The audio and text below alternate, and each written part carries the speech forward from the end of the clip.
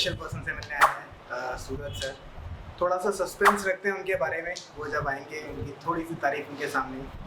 But is a person, जैसे हम किसी भी लोगों से मिलते हैं तो जनरली लोगों की एक्सपेक्टेशंस मॉनेटरी एक्सपेक्टेशंस होती हैं। He is a guy who spending his hard earn money to train his students जो इंटरनेशनल जाके कम्पीट कर सकें एंड इंडिया को इंटरनेशनली रिप्रेजेंट कर सकें। So let's wait for Suraj.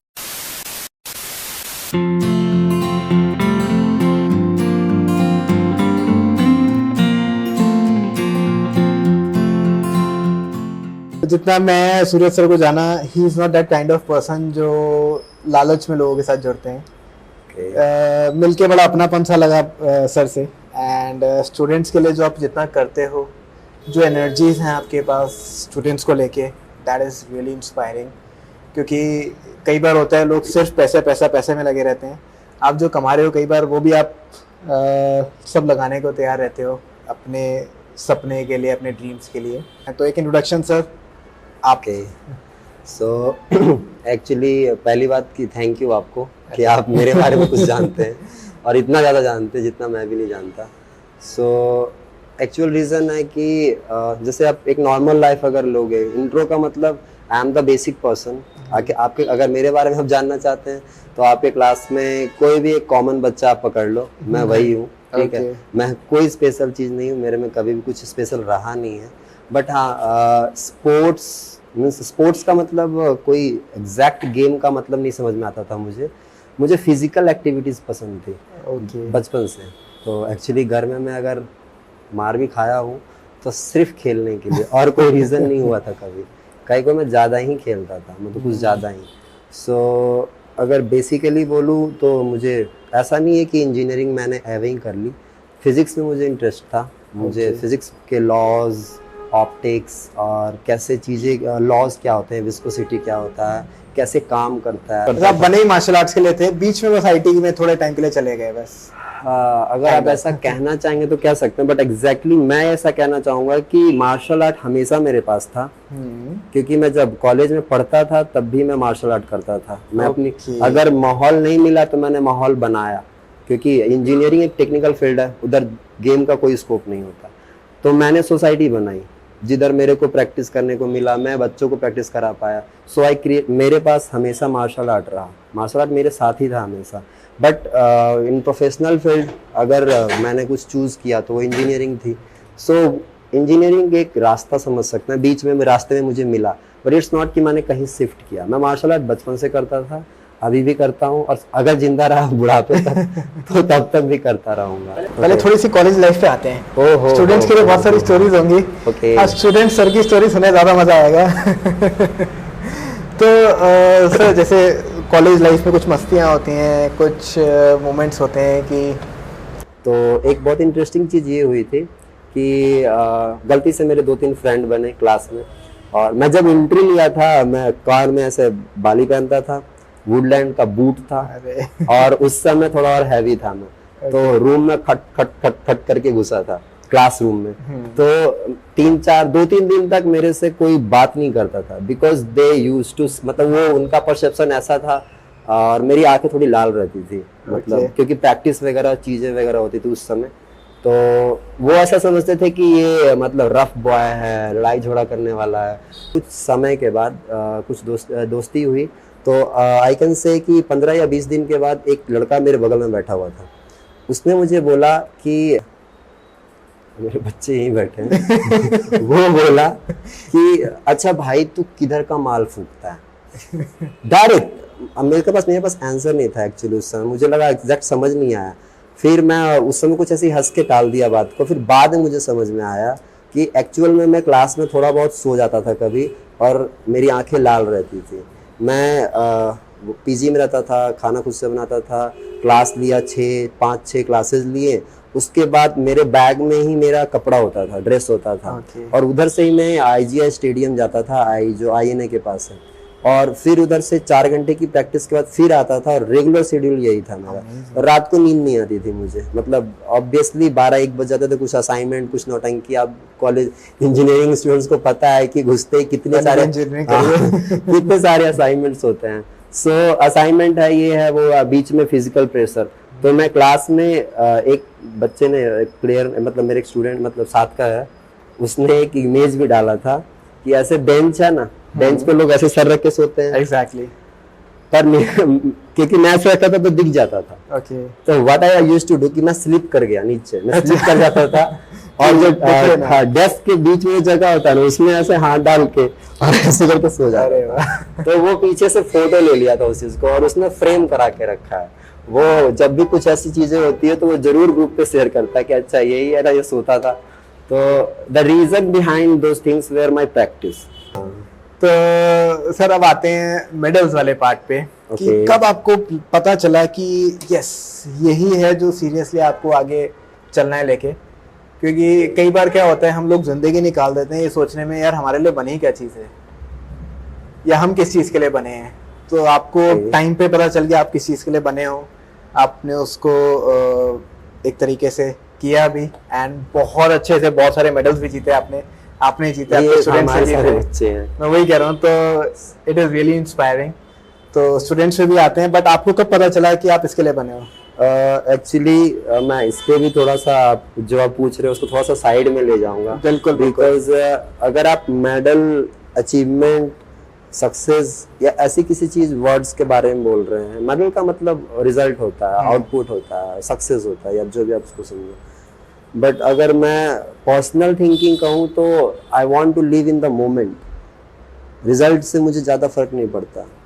I just want to be in the moment because the moment what you are having, अगर मैं प्रिपेयर कर रहा, अगर मैं नेशनल भी प्रिपेयर कर रहा है ना, या फिर आप फॉर एग्जांपल मैं गेम प्रैक्टिस कर रहा, मेरा लेवल जहाँ का भी हो, but I can feel like an I am an Olympian. So मैं बता रहा हूँ, अगर हम रेस में भाग रहे हैं, मैं अगर गेम की प्रिपरेशन कर रहा हूँ तो सारे लोग कर रहे हैं, पूरी कंट्री कर रही है। मेडल किसी एक को आएगा गोल्ड, और मेरे को गोल्ड ही पता चलता समझ में आता है। अगर गोल्ड किसी एक को ही आएगा तो क्या बाकी प्लेयर नहीं है? ऐसा कुछ नहीं है, बिल्कुल। क्योंकि गेम का रिजल्ट आना, वो मोमेंट, वो इन्वायरमेंट, वो सिचुएशन, वो लक, जो भी आप कह सकते हो, एफर्ट सारे करते हैं। So in my opinion the life you live in the moment for the preparation. और मैं अगर अपनी हाइट को हाथी से कंपेयर करूं, दैट्स वो बेकार चीज़ है। एग्जैक्टली। मेरी हाइट तो घोड़े की जैसी रहेगी, हाथी जैसा हो नहीं सकता, उसके जैसा वेट मैं लेनी पुट ऑन नहीं कर सकता। But what I can do is how I fast I can run. So जितना मैं तेज दौड़ सकता है, जब तक मेरे ब्लड है शरीर में, जब तक मेरे शरीर में एनर्जी है, तब तक मैं दौड़ूंगा, उतना तेज भागूंगा। That what I can do. So आपके क्वेश्चन के आंसर मैं ये देना चाहूँगा कि बेसिकली मेडल्स या चीज़ें मैंने कभी सोचा या ऐसा कुछ इमेजिन नहीं कर रहा, but yeah I want to learn. In my opinion life the best thing in your life you can do is to learn at any stage, any age, any situation. If you are learning you are winning. Because या तो learning होती है, नहीं तो winning होती है। Loose तो कभी होता ही नहीं है। अगर आप हार सोचते हो कि आप हार गए हो तो आप सीख सकते हो वहाँ से, तो लूज जैसा कोई वर्ड आता नहीं है। तो मेडल्स मतलब जीतना, every experience is a learning. या इट्स लर्निंग। एक सर बहुत अच्छी बात आपने कही, जो इस बातों में आपने कह दी, एक तरीके से मेडिटेशन के कॉन्सेप्ट को पूरा आपने एक बहुत छोटे तरीके से बता दिया कि मोमेंट में रहो। बट कई बार क्या होता है, आपने भी सिचुएशन फेस करी होगी, मैं बिजनेस सेंस से बताता हूँ कि बिजनेस में प्रेशर है, लॉसेज हैं, सब कुछ है एंड इतना स्ट्रेस है।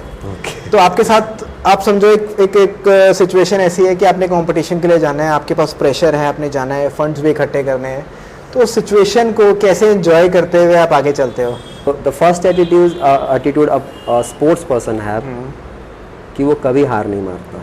हम डेली, प्रॉब्लम ये है, वो कोई स्पेशल चीज़ नहीं होती है, प्रॉब्लम ये है कि हम डेली जीतते हैं, डेली हारते हैं, तो हमें फ़र्क ही नहीं पड़ता जीत हार से। सो हमें फियर कम होता है हार का। जैसे फॉर एग्जांपल आपने जैसे एग्जांपल दिया कि we are going for the world championship, और बच्चों के पास फंड नहीं थे, चीज़ें नहीं थी, कुछ भी नहीं था। मतलब अपन एक्सपेक्ट जो किया था कि इतने बड़ा गेम है, इतने बच्चे, तो मतलब वो डिजर्विंग बच्चे हैं, और मुझे लगा था कि दे विल गेट सपोर्ट। हम जितनी बड़ी अथॉरिटी हो सकती है इंडिया में वहाँ तक जा चुके हैं, but we were expecting, but जो भी है उनके लॉज के अनुसार या जो भी चीज़ें थे, उनके हाथ बंधे थे, जो भी उन्होंने किया, मैं को उनसे कोई वो प्रॉब्लम ठीक है, हम क्रिटिसाइज किसी को नहीं कर हाँ, रहे, वही criticize बट नहीं हम कर रहे। एक एटीट्यूड की बात कर रहे हैं, उस समय कैसे एटीट्यूड रखा मैं वही जाए? कह रहा हूँ। तो जब सिचुएशन ऐसा आया तो देखिए एग्जैक्टली क्या होता है कि आई थिंक मैं बस उस समय उस मोमेंट में ये सोचता हूँ कि व्हाट आई कैन डू, मैं कर क्या सकता हूँ, सिर्फ कर क्या सकता हूँ, उस सोच से बहुत से रास्ते खुलने लगते हैं। अगर मैं क्रिटिसाइज करने को बैठूंगा कि ये नहीं हुआ, वो नहीं हुआ, वो नहीं हुआ, मैंने ये सोचा था, ये सोचा था, हाँ, तो सिचुएशन ने साथ नहीं दिया, लोगों ने साथ नहीं हाँ, दिया, ऐसे हजारों एक्सक्यूजेस हो सकते हाँ, हैं। तो मेरा समय बर्बाद होता है, उस वो Exactly. मोमेंट बर्बाद होता है। अगर मैं उस समय बस ये सोच लूँ कि अच्छा ये सिचुएशन है, I will explain it on the board, मैं टेबल पे सबको फैला दिया, ये सिचुएशन है, what best output I can do, मतलब ये बच्चे हैं मेरे पास, ये चीज़ें हैं मेरे पास, अब मेरे पीएफ में क्या बचा हुआ, पीएफ अकाउंट में क्या है, मेरे पास अभी क्या है, मेरे कुछ नॉन पर्सन है, मेरे कुछ फ्रेंड्स हैं, कॉलेज फ्रेंड्स जिन्होंने मेरी हेल्प की। सो व्हाट, क्योंकि अगर आप उस समय शांत होते हो तो आप सोच सकते हो, और that is the what a human can do, कि आप सिचुएशन आती ही डेली आती है, अगर आप शांत होकर सोचते हो कि व्हाट आई कैन डू, अगर जो मैं नहीं कर सकता या नहीं हुआ उसके बारे में सोच के कोई फ़ायदा होने वाला है नहीं। सो एट दैट मोमेंट मैं क्या कर सकता हूँ, और उसी से रास्ते निकलते सही हैं, और बात है। निकले, और मेरे बच्चे, हमारे बच्चे गए। अच्छा सर, आप मेडिटेशन करते हो?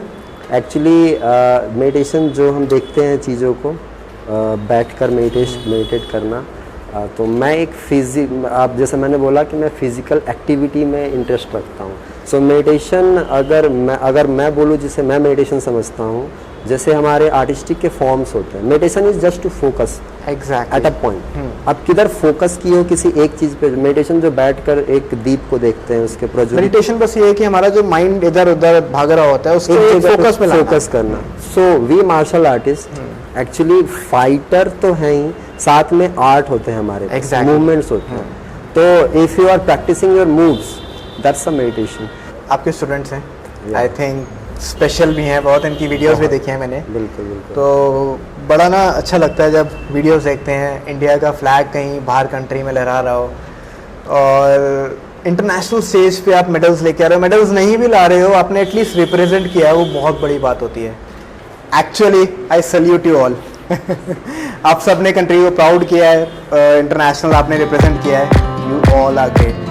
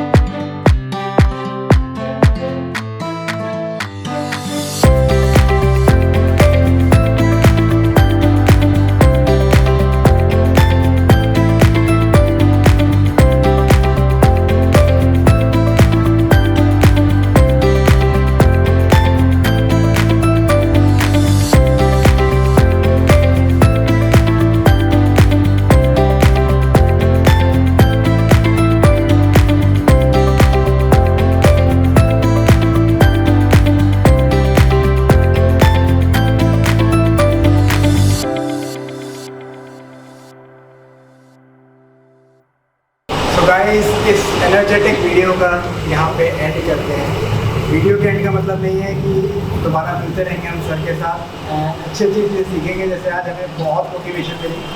तो सर आगे का क्या प्लान है कि स्टूडेंट्स या आप लोग कहाँ कंप्लीट करने वाले हैं? Actually, now they are the world players और hopefully hopefully क्या डेट तो आ ही गया है।